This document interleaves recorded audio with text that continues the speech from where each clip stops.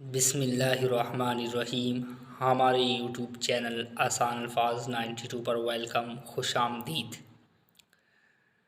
وہ باتیں آج کی ویڈیو میں جانیں گے جو روزے کو مکروہ کر دیتی ہیں، یعنی ایسی باتیں جو روزے دار میں پائی جائیں تو ان سب باتوں سے روزہ مکروہ ہو جائے، یعنی ایسی باتیں کچھ جو روزے کے ثواب میں کمی کر دیتی ہیں لیکن روزے کو توڑتی نہیں ہیں، بہرحال روزے کے ثواب میں کمی کر دیتی ہیں۔ آج کی ویڈیو میں یہی باتیں جانیں گے۔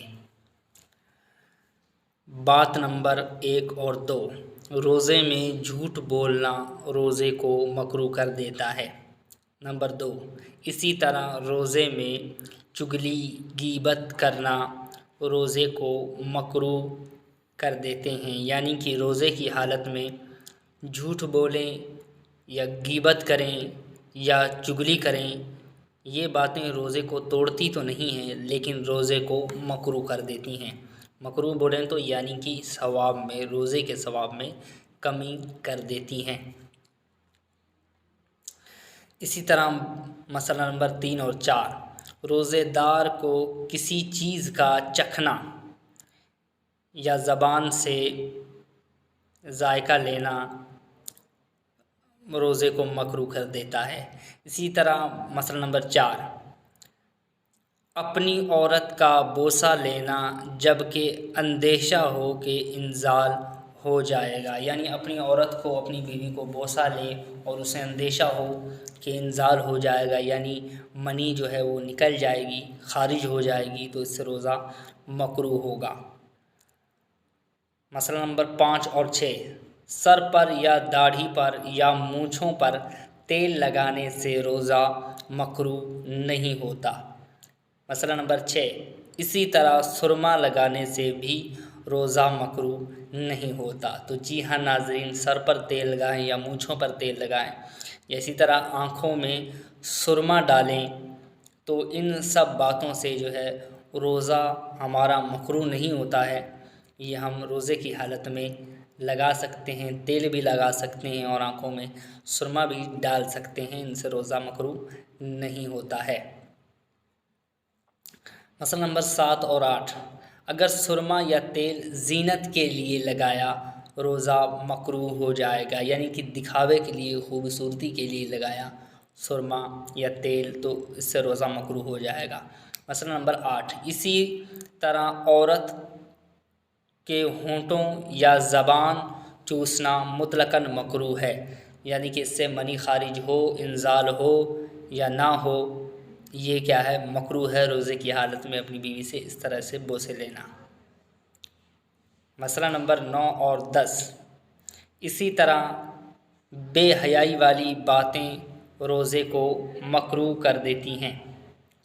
مسئلہ نمبر 10، اسی طرح ہر وہ کام کرنا جس کا تعلق گناہ سے ہو مکروہ ہے، یعنی کہ روزے کی حالت میں گناہ کرنا تو اس سے روزہ ٹوٹتا تو نہیں ہے لیکن روزے کے ثواب میں کمی آ جاتی ہے، تو ہمیں ہر اس کام سے بچنا ہے جو روزے کو مکروہ کر دے یا روزے کے ثواب میں کمی کرے، تو ہمیں ایسے کاموں سے بچنا ہے۔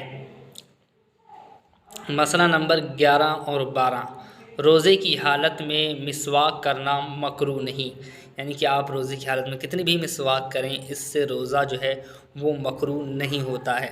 مسئلہ نمبر 12، کوئی چیز خریدی اگر اس کا چکھنا ضروری ہے کہ نہ چکھے گا تو نقصان ہوگا تو چکھنے میں حرج نہیں ورنہ مکروہ ہے، یعنی کہ ہم نے کوئی چیز خریدی ہے کہ جب تک اس کو چکھیں گے نہیں، نقصان کا اندیشہ ہے، تو اس وقت کیا ہے اگر ہم اس کو چکھ رہے ہیں تو اس سے روزہ جو ہے وہ مکروہ نہیں ہوگا۔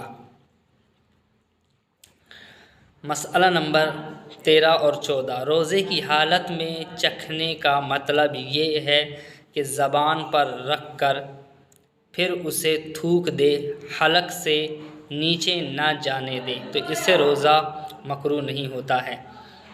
مسئلہ نمبر 14، ایک مشت داڑھی پر تیل لگایا اس نیت سے کہ بڑھ جائے روزہ مکروہ ہو جائے گا، یعنی داڑھی پہلے سے ہی ایک مشت ہے اور اس کو اور بڑھانے کی نیت سے تیل لگائے گا تو اس سے بھی روزہ جو ہے ہمارا وہ مکروہ ہو جائے گا، تو ہمیں اس نیت سے تیل داڑھی پر نہیں لگانا ہے۔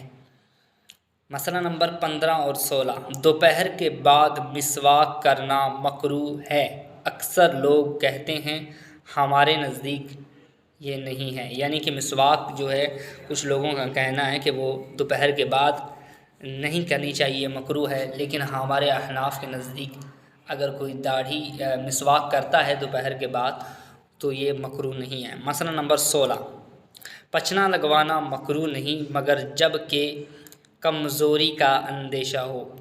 پچنا لگوا سکتے ہیں جب کہ کمزوری کا اندیشہ نہ ہو۔ مسئلہ نمبر 17 اور 18، کلی کرنا اور ناک میں پانی ڈالنے میں مبالغہ کرنا مکروہ ہے، یعنی کہ مبالغہ کریں گے تو اس سے روزہ ہمارا مکروہ ہو جائے گا۔ مسئلہ نمبر 18، پانی کے اندر گیس چھوڑنے سے روزہ نہیں ٹوٹتا لیکن مکروہ ہے، یعنی کہ پانی کے اندر ہم نہا رہے ہیں، نہر کے اندر یا کسی بھی ایسے حوض کے اندر، اور اس کے اندر ہم اپنی ہوا کو چھوڑ رہے ہیں، گیس خارج کر رہے ہیں، تو اس سے روزہ جو ہے ٹوٹتا تو نہیں ہے لیکن روزہ مکروہ ہو جائے گا، اس سے بھی ہمیں بچنا ہے۔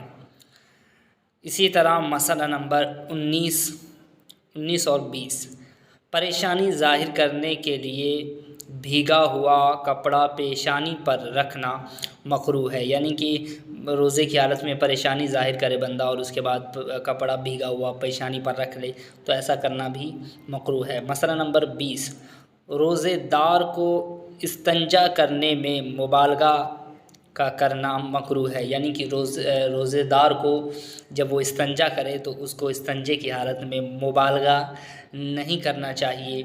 یہ مبالغہ کیا ہوتا ہے استنجے میں، اس کا مطلب ہم آگے انشاءاللہ بتا رہے ہیں۔